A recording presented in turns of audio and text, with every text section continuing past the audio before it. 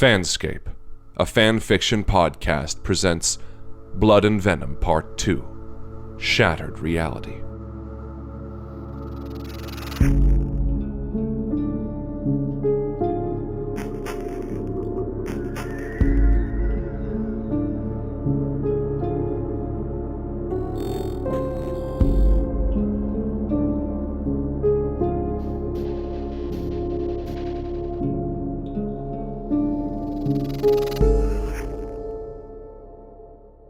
Chapter 5, Into the Abyss.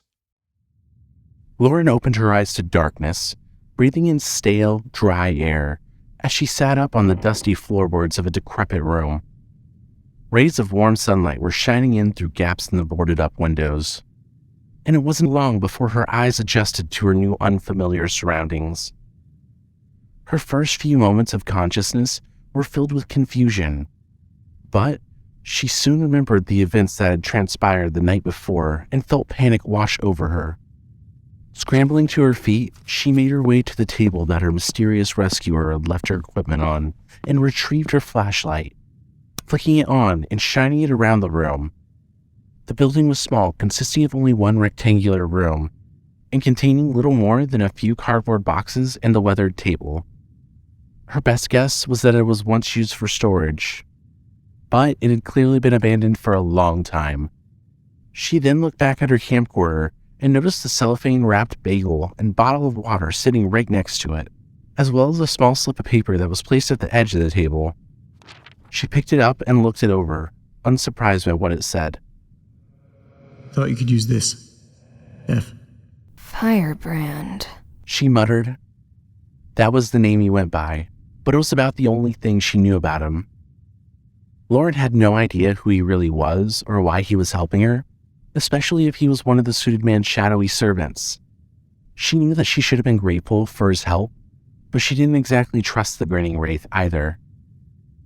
He could be tricking her into letting her guard down, making her think he was an ally, only to turn on her when it mattered most. There was also the fact that his warped voice had sounded eerily familiar, and the more she looked at it, the more she seemed to recognize his handwriting as well. But she couldn't figure out why. It bothered her immensely, but she couldn't afford to sit around and ponder this until she knew where she was. Lauren stuffed the paper in her pocket and felt her heart skip a beat when her hand brushed against the notes she'd been forced to collect only a few short hours ago. For a moment, she thought about throwing them away, leaving them behind to rot with everything in the decaying shack, but decided against it. Not only were they the only real sign of Kate that she'd seen in days, but to her, they were much more than crumpled pieces of paper. They were a trophy that she'd reclaimed from a monster. A reminder that she'd beaten it. They were hers now. She gathered the rest of her supplies and turned the camcorder back on, bringing the rations left by Firebrand with her. It took some effort to force open the old wooden door that sealed her inside, and when it finally swung open, golden sunlight flooded into the dark building. She squinted and shielded her eyes with her hands as she stepped out of the shack. The sound of birds chirping filled her ears. She found herself standing on the porch of a stilted building with rusted sheet metal siding and a damaged roof. Just ahead was a set of metal stairs that led down to an old dirt road, and as Lauren's eyes finally adjusted to the blinding light, she got a better look at her new surroundings. A vast, grassy clearing lay before her, stretching for miles in all directions. Its hills were dotted with trees, both coniferous and deciduous, and great landforms of dark stone littered the landscape, some of which were as tall as houses. The sky was bright blue and cloudless, and a light wind blew through the area, blowing leaves off trees and bringing a slight chill to the warm air. Birds chirped happily as they soared through the air and perched on branches, sometimes flying to the ground to search for food, while squirrels and other small creatures skittered around in the grass. A series of cliffs surrounded most of the field with a natural wall of stone, reminiscent of a basin, and beyond the rocky border was the forest that she'd recently come to fear, as well as an impressive mountain range.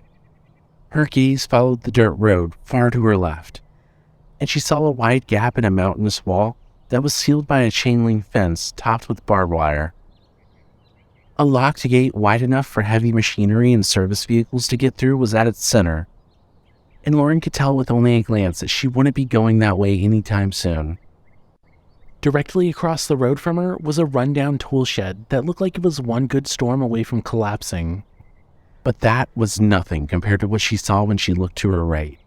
The dirt road culminated in the entrance to a massive facility that had been built into the side of a mountain, one that she was already familiar with. She recognized it from the research she had done on Oakside. And although the massive tunnel leading deep into the mountains and the industrial yards surrounding it looked considerably worse than it had in the pictures she had seen online, she knew what it was as soon as she saw it. The Coleman Mine. Lauren sat on the metal stairs in silence, taking her time eating the bagel that Firebrand had left for her. It was plain and relatively flavorless, but she wasn't going to complain. She only wished that he would have left her a couple more, as she was far from full by the time she finished it. She hadn't realized how hungry she was until biting into the thing, and was quite surprised that she had any appetite at all after her night of terror. The phone in her pocket was almost dead, and still had no reception, but managed to be somewhat useful by telling her that it was just past noon. Her camcorder sat next to her on the steps, recording the peaceful landscape as she lost herself in her own thoughts. She glanced up at the nearby mountains, well aware of the radio tower's red light shining high above them. It seemed so close now, but still so far away. As Lauren sipped some water, she found herself thinking back to how different her life had been only one short day ago. She'd been so excited to delve into a mystery that had stumped investigators for over a century, and, in a terrifying way, she'd succeeded where they had failed. She knew exactly what was going on in Oakside now, but solving the case didn't matter to her in the slightest anymore. Even the threatening note that was left in her apartment didn't seem significant anymore. After being attacked by a living corpse and hunted through a forest by an eldritch horror, someone breaking into her apartment to leave a mysterious threat didn't seem like such a big deal. She still had no idea who was behind that note, and found herself wondering if it had been her shadowy savior, trying to keep her away from what would soon transpire. Despite no longer caring about the case, she couldn't help but wonder what the suited man truly was, and why he'd been haunting Oakside for so long. There was also the question of why the demon was tormenting people so far from the town, as it had been clearly terrorizing Oakside long before setting its sight on Kate, Carl, or even Riverview. She may have solved one mystery, but now she had even more questions that couldn't be answered. None of it made any sense to her, especially the apparent connection to the Matheson family. It couldn't have been a coincidence that she'd seen the rotting ghoul in that specific house. The zombie-like creature was the definition of a wild card, seemingly having nothing to do with anything else. But she knew better than to dismiss it as such. The problem was, she didn't know where to begin when it came to theorizing about it. As she finished her bagel and drank the last of her water, she thought back to the gun that Aaron had given her. The gun that had been reduced to a pile of ash right before her eyes. She was angry at herself for losing it, more so because it was a gift from her friend than for any other reason. She had already seen how ineffective it was against the suited man and his collective, but Lauren had a feeling that it would have been pretty helpful against something like the ghoul from the burned house. She took the spare mag out of her jacket pocket and examined it absent-mindedly, but suddenly noticed something odd about it. Is that silver? She muttered, looking closely at the tips of the few visible bullets. Yeah, that's definitely silver. Why the hell did he give me silver bullets? She knew the old stories of silver weapons being able to harm or even kill certain supernatural beings, but she'd always just dismissed them as stories. Now, she wasn't sure what to believe. But the bullets themselves didn't bother her. What really had her worried was why her friend thought these would be necessary. Lauren had only ever heard of silver bullets existing in fiction, so Aaron would have had to go out of his way to get a hold of them. She also found it extremely unlikely that he would have even considered giving her something like that if he hadn't had a good reason to think they were necessary. What did he know that she didn't? And why hadn't he said anything about it? Great. One more mystery to wonder about. Lauren grumbled, stuffing the mag back into her pocket. There was no doubt in her mind that Aaron had her best interests at heart, but it bothered her that he was hiding things from her. Having finally finished her makeshift meal, she stood up and threw her garbage back into the stilted building, looking out over the field as she retrieved her equipment. The battery icon on the camcorder screen indicated that there was roughly half of it left, and she noticed back in the building that the flashlight was beginning to dim as well. She tried not to worry about it and looked over her surroundings one last time, finally confirming what she'd been afraid of. The only way out is through, She said, looking at the dark tunnel ahead of her. If Firebrand really was helping her, he wouldn't have brought her to a dead end, so she could only hope the mine wasn't one. As much as she'd hated the idea of entering that mountain, Lauren forced herself to approach the yawning abyss ahead, glancing up at the radio tower once more. She watched nervously as the glowing red beacon slowly disappeared behind the mountain's peak, eventually leaving her unable to see it at all. You two better be up there, She thought as she stepped onto the cracked cement floor of the industrial yard, finding it to be rather small and unimpressive. It consisted of a little more than a battered floor, some pipes and barrels to the left, and a couple of shipping containers to the right.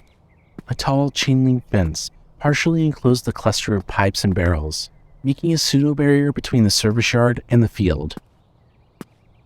The exterior of the mining complex was constructed from gray brick, and almost reminiscent of a fortress, and shining her flashlight into the tunnel revealed a cement floor, an arched concrete ceiling far above the ground, and walls made from the same material. Attached to the bricks just to the left of the tunnel was a familiar tattered poster with a picture of the missing boy on it, Charlie Maston Jr. Lauren found it strange that the poster was still intact, but wasn't surprised at all to see it there. Much like the now abandoned road that she'd seen the first poster on, the Coleman mine would have had a lot of activity surrounding it back in its glory days, making it a prime location to spread the word about a lost child. A child that she now suspected to be yet another victim of the suited man. But why do Charlie and his family keep popping up in all of this? What makes them so significant compared to the other victims? She wondered. A massive corroded plaque that read Coleman Mining Co. 2253 was bolted to the bricks above the tunnel.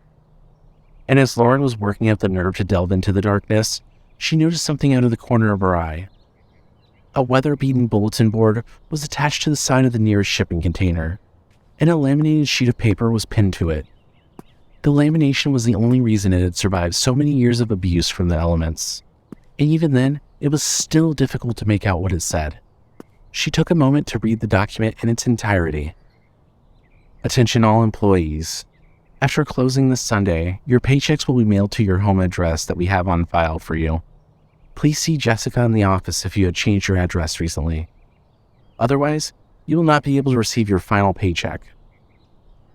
We would like to thank all of you for your many years of dedicated service to Coleman Mining and wish you the best of luck in all of your future endeavors. Management. Seems like a strange place to put something like this. Lauren muttered. She remembered what her research had told her about the Coleman mines, how their bankruptcy had left hundreds of people unemployed and damaged the local economy on an unprecedented scale. However, that wasn't the part that frightened her. She found herself thinking back to an eerie report that she'd archived in her notes, one that mentioned the sound of crying coming from deep within the tunnels of the concrete labyrinth. They never did find the source. She pondered, feeling more reluctant to enter the mine by the minute. Nevertheless, she turned her flashlight on, took a deep breath, and plunged into the darkness, hoping that she wasn't about to be mobbed by the army of rodents, bugs, and other pests that undoubtedly called the place home. It was pitch black inside of the tunnel, the void within having snuffed out any semblance of light beyond the first few inches. She would have been rendered completely blind if not for her flashlight, and felt paranoia creeping up on her as she made her way around the metal barrels and shipping containers that littered the wide hall, trying to ignore the fact that she was walking in several years' worth of bad droppings and other filth.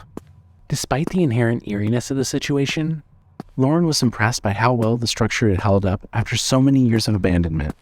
But her admiration was quickly replaced with frustration, for she was met with a dead end only a few minutes after entering the tunnel. Where the path should have continued was a massive industrial shutter that blocked her way, preventing her from going any further. Fear began welling up inside of her as, for the first time, she truly considered that Firebrand had betrayed her by bringing her to a death trap. She was afraid to do so much as turn around, fearing that she'd be met with a certain suited entity if she did. However, that fear soon vanished when she noticed a small metal door to her right, one that was wide open. It led to an elongated, rectangular room, containing a few boxes and what appeared to be a control console. And as she stepped through the door, her flashlight fell upon a small metal sign attached to the wall next to the console. Warning, Coleman Mining. In the event of a sudden power loss, all employees must be removed from the mines via emergency lifts as soon as possible. To power the lifts, please activate the emergency generators throughout the ground level of the complex. 6 generators are the minimum required to power a lift at full capacity. Please see your supervisor if you need help locating them. Great. Another scavenger hunt. Still, it's good to know that there is a way out of here. Hopefully these things still work. She turned her attention back to the control console, not surprised in the slightest when she confirmed that it had no power. Her best guess was that this room was some kind of security checkpoint or control center, and she had a sneaking suspicion that one of the buttons on the console was capable of opening that shutter. However, since it had no power, she had no choice but to continue forward, and it was only a few short moments before something on the other end of the room had stopped her again. To her left was another door, and on the wall right next to it was a framed newspaper clipping, one that she recognized from her research. Local park sells land to Coleman Mining Co. July 7th, 1985. Oakside Park has come to an agreement with Coleman Mining Company regarding its acquisition of mineral rights for one of the state-owned park's mountains. President of Coleman Mining Company, James Walter, said he's glad that the deal had gone through, and that he couldn't be happier for the opportunities that this new location will provide the company and the community. Oakside Park first entered negotiations with Coleman Mining almost 2 years prior to the acquisition of Ocean View Associates brand. She couldn't help but smile when she read the article. Oakside Park hadn't always been a place overrun with death and despair. It had once been a source of hope and happiness for an entire community. Things never should have ended the way that they did. It never would have if not for the faceless demon that haunted the innocent town. She was furious at the suited man for everything he'd done, and the knowledge that there was no chance of stopping him angered her even more. She knew deep down that even if she found her friends, the only thing the three of them could do was keep evading the demon for as long as possible. And she hated it. Even with Firebrand's help, she didn't like their chances, for he too seemed limited when it came to fighting the monster. With a sigh of discontent, she turned to the door beside her and struggled to force it open, the heavy, rusted metal resisting her efforts every step of the way. When it finally creaked open, Lauren was just able to squeeze through the narrow gap she'd made before it fell back into place, sealing her inside. Oh, shit. Lauren panted, knowing that she wouldn't be able to open it again. No going back now. She turned away from the door and took her first look around the true Coleman mine, both frightened and amazed by what she saw. The remainder of the tunnel led to an enormous open area that bore more of a resemblance to a warehouse than it did a mine. The ceiling was so far above her that her flashlight struggled to illuminate it. The cement floor was covered in dust and small debris, and the stale air was cold and carried a strange, stuffy smell, one that she couldn't quite identify. There were several open doors and pathways branching off from the mine's core, and the main tunnel continued far beyond the massive area, eventually being blocked off by another shutter that Lauren could only see if she focused her lights beam directly on it.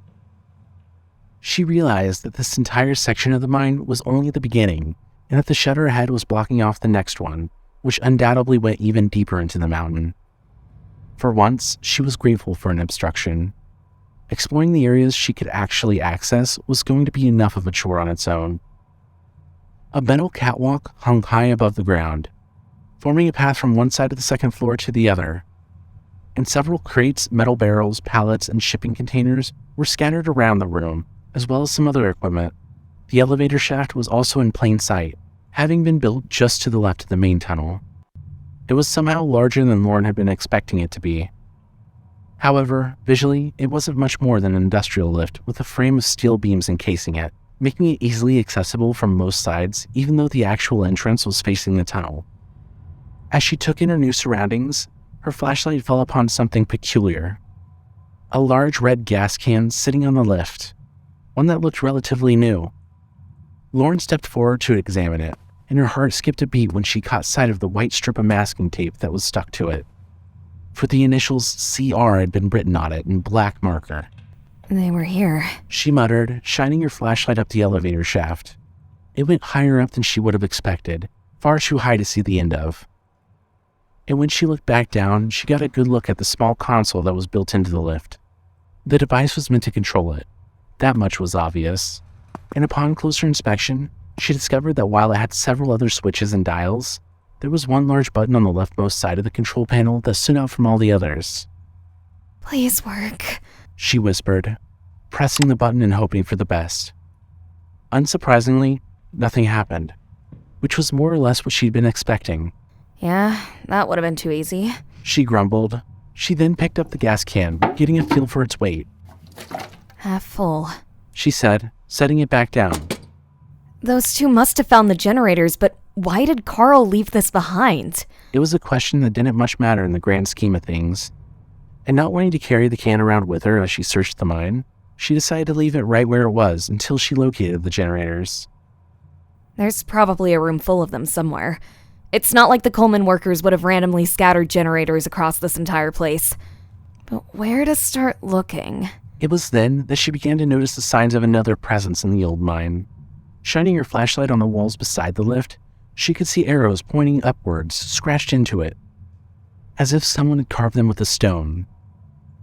The more she looked around, the more carving she could see. There were dozens of arrows pointing towards the lift, scratched into the cement floor around it. But far more disturbing was the frantic writing that branded the walls. Phrases like, "Need to get out," and "Get to the surface," as well as several clusters of the word "No," were carved into the walls around her. And it didn't stop there. She noticed more carvings with each passing second until it seemed like every groove, ridge, or scratch in the concrete held some obscure message, each one more desperate than the last. Lauren wasn't sure what to make of it at first, but it wasn't long before she saw a message that made her skin crawl and understood what it all meant. No way out. Knowing that she was looking at the deranged ramblings of someone who'd been trapped in the mine long before her, someone who'd never seen the light of day again, she was more eager than ever to power the lift and escape the concrete tomb. She had no way of knowing why this person had never made it out, and she wasn't sure she wanted to. She could only hope that they were no longer suffering. And with that pleasant thought in her head, she nervously ducked into a hallway to the left of the elevator and began her search.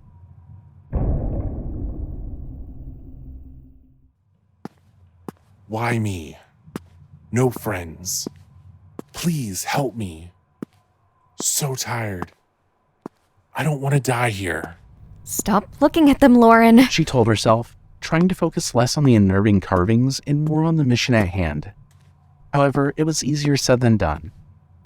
There may have been significantly more of them in the main hall, but there was still enough to keep her on edge in the areas surrounding it. Every so often, she'd pass by some abandoned equipment, a cluster of lockers, or a path that led back to the main section of the mine. But she hadn't found anything of interest just yet. She came across a few more shutters as well, some big, some small, and she began to wonder if the section of the mine that she was blocked from exploring had their own lifts and generators. The more she thought about it, the more it made sense that every branch of the mine would have its own evacuation plan, rather than just the main one. She had no way of knowing for sure, and in the grand scheme of things, it didn't much matter. Eventually, she found herself in a large storage room filled with shelves and crates, a few shipping containers, and some metal stairs that led up to the second floor of the mine.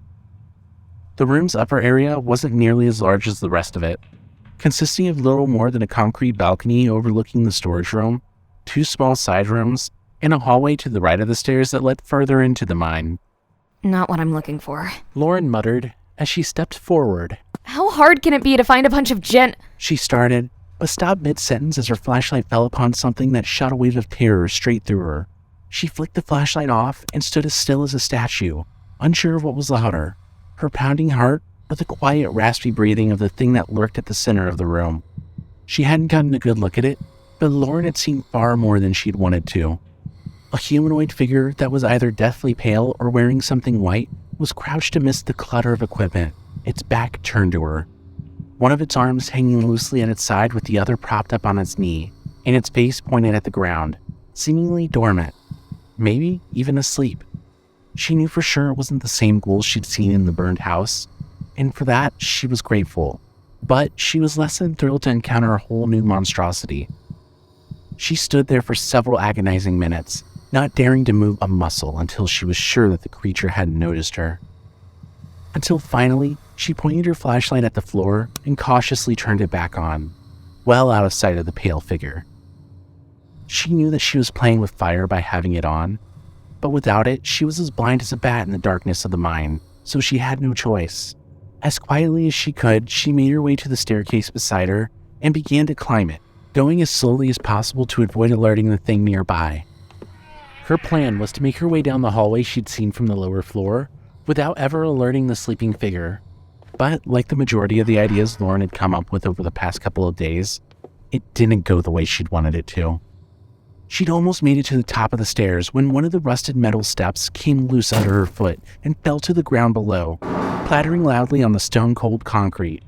A sharp, inhuman hiss immediately rang out from where the creature had been crouching, followed by a low, animalistic growl from somewhere deep in its throat.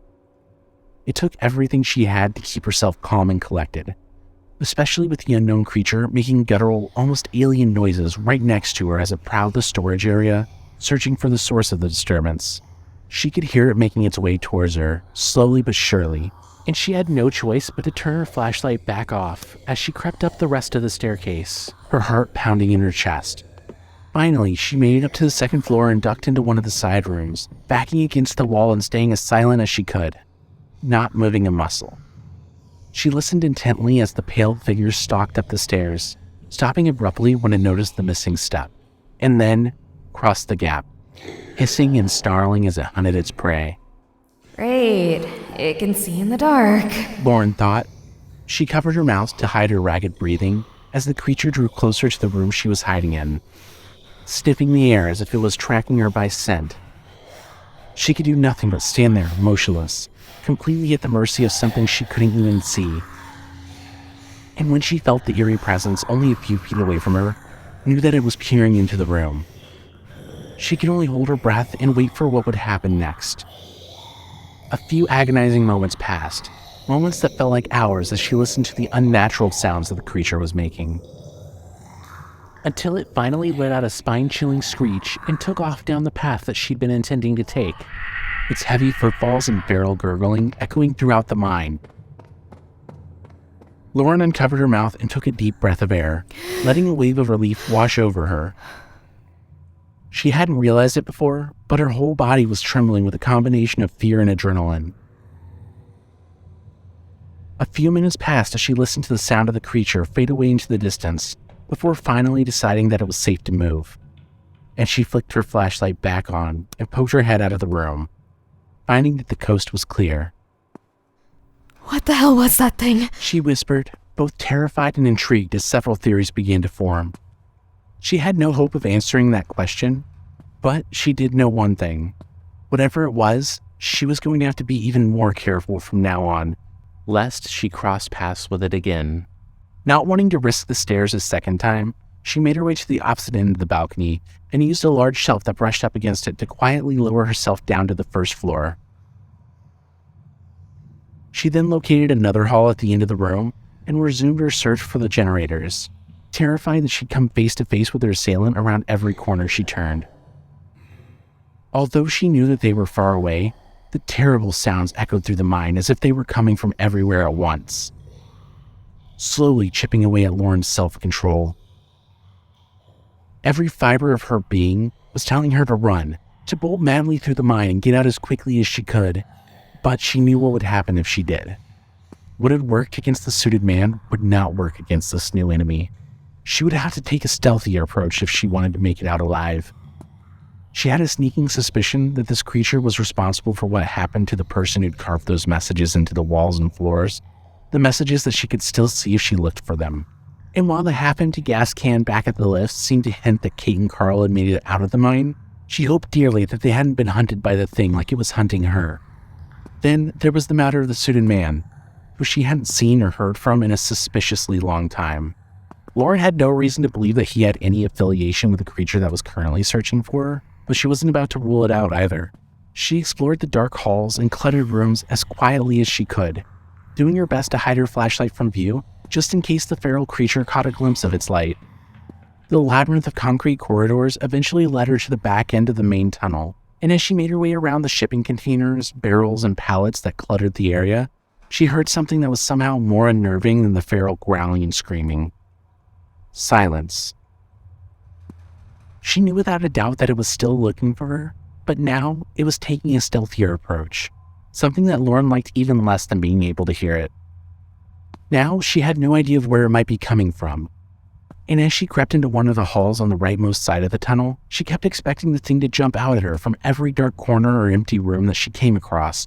It was agony having to stay so silent, especially when her flashlight threatened to give away her location at any moment. But she trekked on through the darkness nonetheless, eventually coming across a large rectangular room filled with boxes, crates, pipes, and a couple of industrial fans.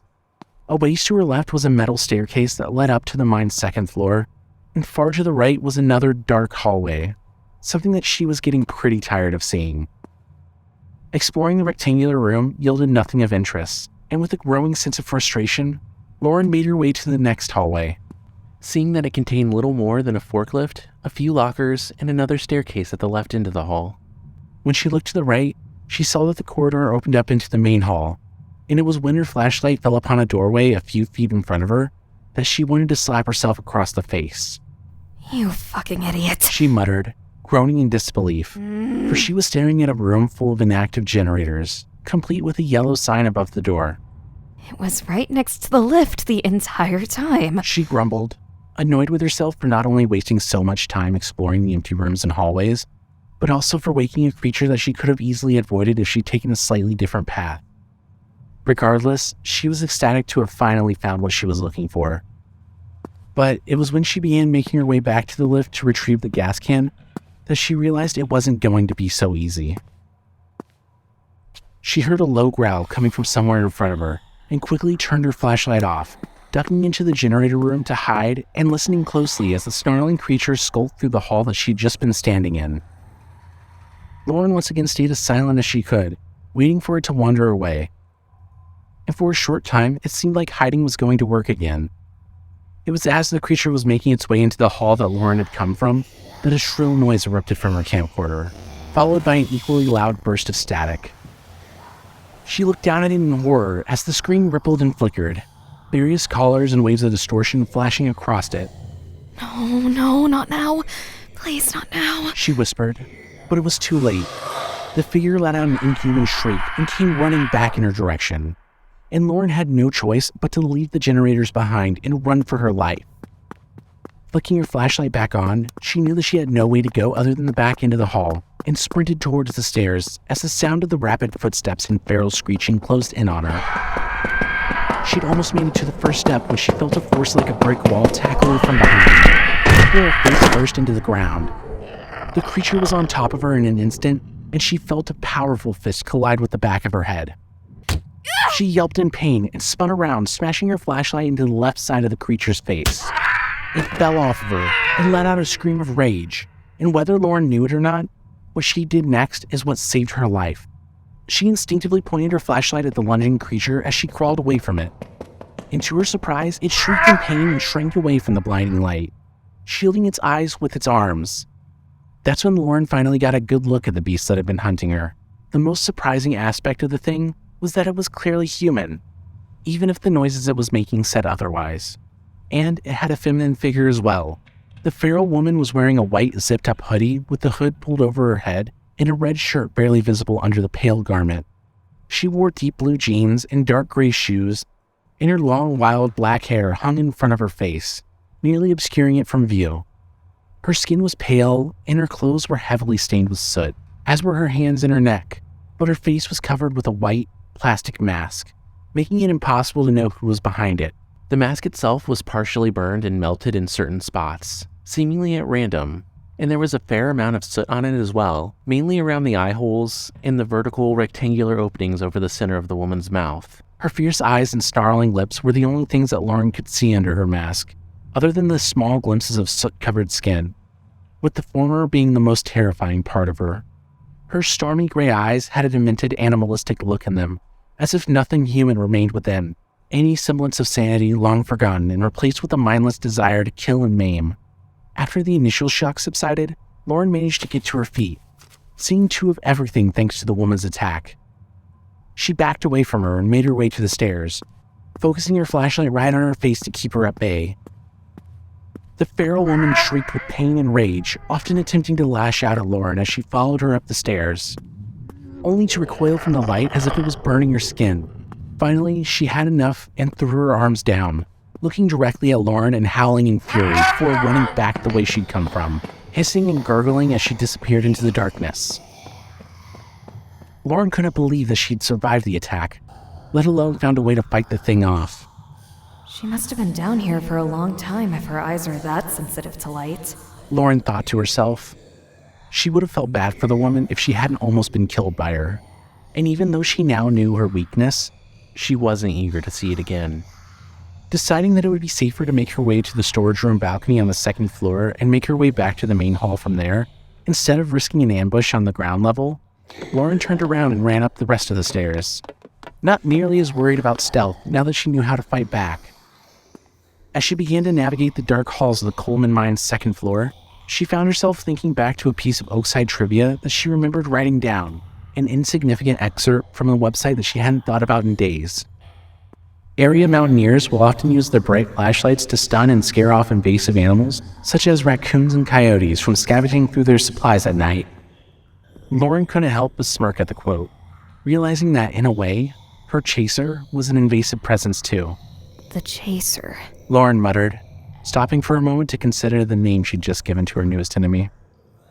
I never was good with titles.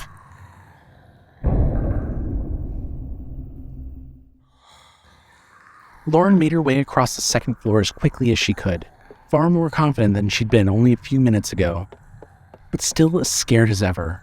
Even after finding a chink in her enemy's armor, the feral woman still terrified her. It wasn't lost on her that she could no longer hear the chasers screaming and running around the mine's abandoned halls, but she tried not to let it worry her. She was still trying to be quiet, not wanting to give away her position, but she had long given up trying to hide her flashlight. She would much rather be able to see where she was going and prepare for an attack than be caught off guard like she was last time. Then there was the matter of what had given her away in the first place. Her camera malfunctioning. She knew that it meant that the suited man was somewhere nearby, but she still had yet to see him, something that worried her greatly. It was bad enough when there was only one foe coming after her, so she really didn't want to go up against two of them at once, especially when they were deliberately not showing themselves. This tactical shit is getting really old. Lauren muttered, still feeling a little dizzy from being tackled and punched in the back of the head. That crazy bitch probably gave me a concussion. A few more minutes passed before she finally found herself at the beginning of the metal catwalk that stretched across the main hall. She stood there for a moment, reluctant to cross something so old and unstable that was so high up. She almost considered turning back and going the long way, perhaps tricking her pursuer in the process. But that idea was shot down and her choice was made for her when she felt a familiar presence behind her. Her head started to hurt, her ears began to ring, and she felt like her blood was freezing over. She slowly turned around, trembling when she saw that the suited man was there, as she'd expected him to be. But accompanying him was something that she hadn't anticipated. The chaser stood beside him, hunched over and ready to attack, but a pale, skeletal hand gripped her shoulder, holding her back as she growled at her prey. At first, Lauren wasn't sure what to make of this development, but the longer she looked at the strange sight before her, the more she could think of only one thing. Maybe the chaser hadn't killed the person who left all those carvings on the floors and the walls. Maybe she was that person, or what was left of her anyway. The more she thought about it, the more she knew it to be true. The now feral woman had been driven insane in the depths of the mine, undoubtedly by the suited man himself. There was nothing left of the person she'd once been, only a mindless killing machine that was completely subservient to her demonic master. Lauren remembered the collective and Firebrand's words about them, how the suited man had made them all his slaves. And evidently, the demon hadn't stopped there. There was only one question: which one of his countless victims was this woman? Her malfunctioning equipment snapped her back to her senses, and she tried to focus her flashlight on the chaser's face to blind her before the suited man decided to let her attack. but his presence was making it dim and flicker, causing it to have no effect on our enemy. The chaser snarled at Lauren, who could only glare at the faceless demon with an intense hatred, before turning around and bolting down the catwalk, knowing that if he had been physically capable of doing so, he would have been smirking. The suited man then released his grip on the masked attack dog, letting the feral woman charge forward with a shriek of rage. The rusted catwalk shook as Lauren sprinted across it, half tempted to try climbing down the steel beams that encased the lift just below her. The chaser was hot on her heels, howling and snarling like an animal as she closed in on her prey, the woman who was now defenseless without the blinding sting of her wretched flashlight. Eventually, Lauren made it back to the storage room where she'd first encountered her masked assailant, and without thinking, bolted down the stairs.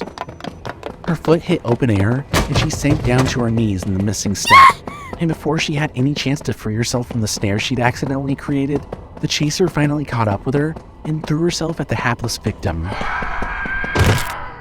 A sharp crunch rang out, and Lauren screamed in pain as her leg was stabbed between the metal steps, somehow coming loose from them as the two women tumbled down to the cold cement floor, her equipment flying from her hands and hitting the ground far away. With her leg broken and the wind knocked out of her, she had no hope of stopping the feral woman's assault. The chaser pinned her down and cruelly stomped on her good leg, shattering her ankle and shrieking like a banshee as Lauren cried out in pain. She tried to fight back, but her foe intercepted the punch she'd thrown, and with inhuman strength snapped her arm like a twig. Broken, bleeding, and completely blind without her flashlight, she could do little more than endure the savage beating that the chaser was giving her. Blow after blow found its mark in the darkness, as tears and blood poured down her face. All while the demented husk of something that had once been human shrieked with delight. Eventually, the beating stopped, but before she could do so much as wonder why, a pair of cold, filthy hands wrapped around her neck and began to squeeze the life out of her. Lauren coughed and gasped for air, gagging as the chaser slowly choked her to death. She had to do something, anything, but she knew it was hopeless. She attempted to jam her fingers into the feral woman's eyes once, but her arm was swiftly knocked back to the ground and held in place with a knee. She could feel it ending. Her heart was pounding, her lungs were burning, her ears were ringing, and her vision was going black. She would never see Kate or Carl again, her family, or any of her friends. She would die in this horrible place, her corpse left behind to rot in the darkness until all that remained of her was broken bones and decayed clothes. Her disappearance would never be solved, her body lost to the forest of Oakside like so many others before her. Or perhaps she would end up like the chaser, a mindless shell of a person with no trace of humanity left. Her friends and family would never have any closure, never know what happened to her. And she hoped with everything she had left that they would never try to find out, lest they walk into the exact same trap. Her fate was sealed. She was a fool to think that she could ever escape it. She'd been in over her head from the very beginning. Then, right as she'd given up all hope, right as she felt herself beginning to slip away, something unexpected happened. The chaser's grip loosened, and she looked up from her would-be victim, staring into the darkness. Lauren didn't have to see him to know that the suited man was there, having arrived to watch the show that its pet was putting on. He made a shooing motion with his hands, and the chaser let out a strange noise, something between a gurgle and a purr, and ran off into the darkness. Lauren was barely conscious and in so much pain that she couldn't focus on anything for more than a couple of seconds. But somehow the suited man's words still pierced her mind as he calmly strode over to her. I have never been one to give second chances, he began, looking down at her broken form. But you are far too important to let die so soon, especially from something as inconsequential as a broken step. He knelt down and placed a skeletal palm over her forehead, and Lauren howled out in pain at what felt like thousands of needles stabbing into every inch of her body. However, the pain soon subsided, and when she could finally think again, she realized that her broken bones had been mended. What's more was that, while still heavily wounded, She was no longer on the brink of unconsciousness. She could think clearly, more or less. She could see and hear, and her throat didn't even hurt that badly. She scrambled away from the suited man, somehow able to see him perfectly in the darkness, and looked up at him from the floor with both fear and amazement.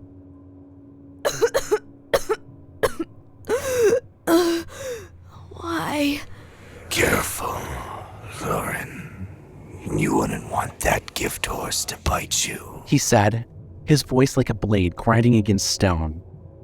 He turned away from her and began to walk away, folding his arms behind his back.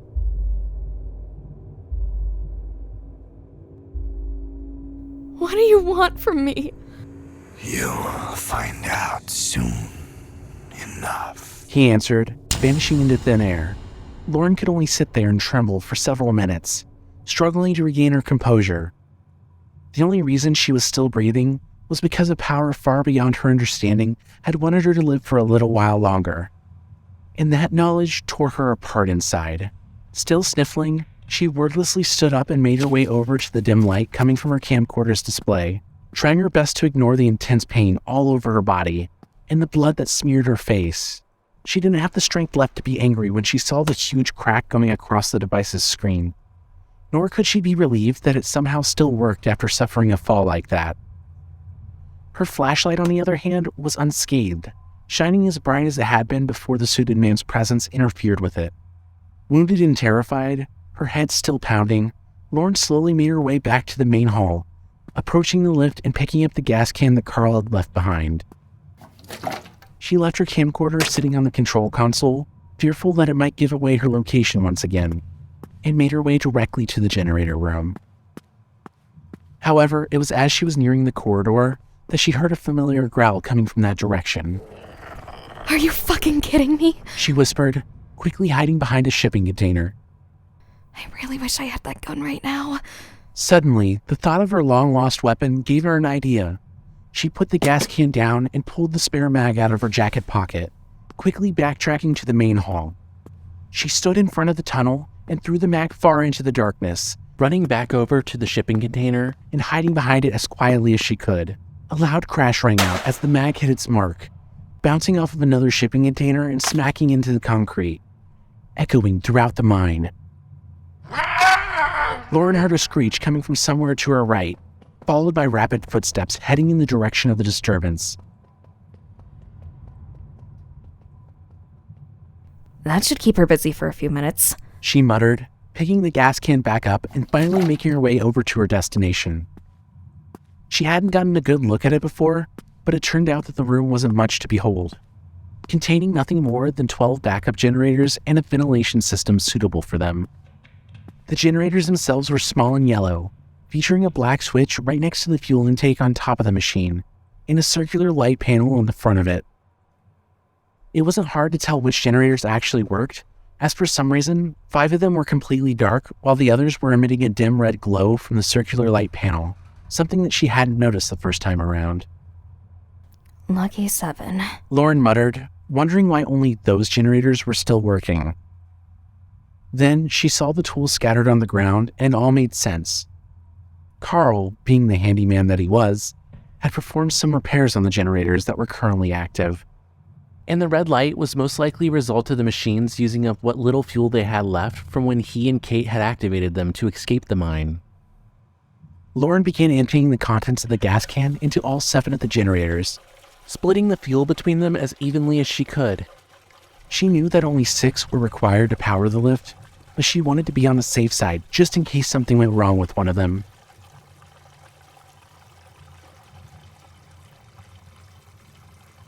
After emptying the last of the gas into the 7th generator, she dropped the empty can and quickly switched them all on, one after the other.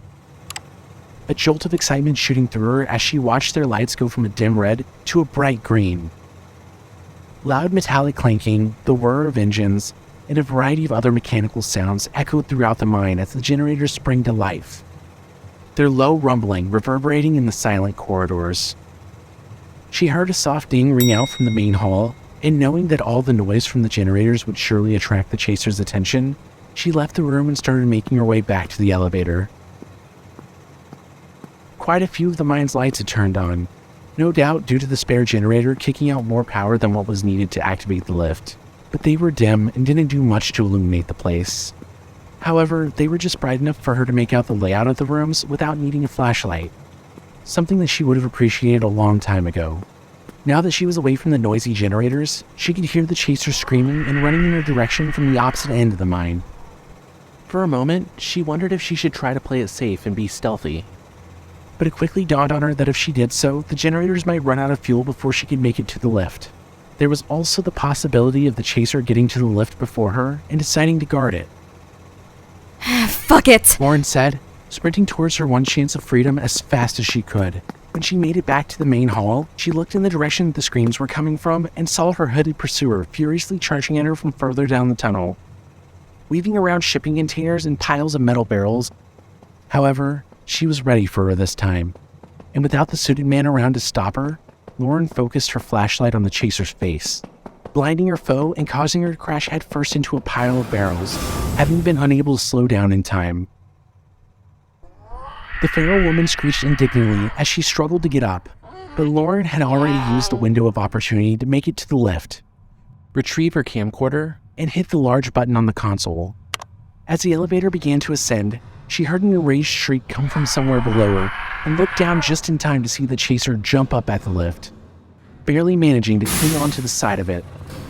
She hissed, growled, and screeched as she tried to get at her prey, but Lauren put an end to the relentless pursuit by delivering a powerful stop right into her face, causing her to lose her grip and tumble back to the ground, trying to grab at her would-be victim all the way down. It was a hard fall, but not from high enough to be lethal. And by the time she'd scrambled back up onto her feet, her prey was out of reach. The chaser looked up at the rising lift and let out one final howl of rage before the elevator carried her out of sight, leaving the feral woman alone in the dark once more. Lauren let out a deep sigh of relief and waited anxiously as the lift climbed the elevator shaft, terrified that it would either lose power or come crashing back down to the mine at any second. Finally, after several minutes of waiting, the lift came to a stop and she stepped out into the room ahead, barely even paying attention to her surroundings. Her injuries and exhaustion had finally caught up with her, and she wanted nothing more than to rest for a while. She slumped against the wall and sat down on the floor, breathing heavily as she slowly drifted off into an uneasy sleep.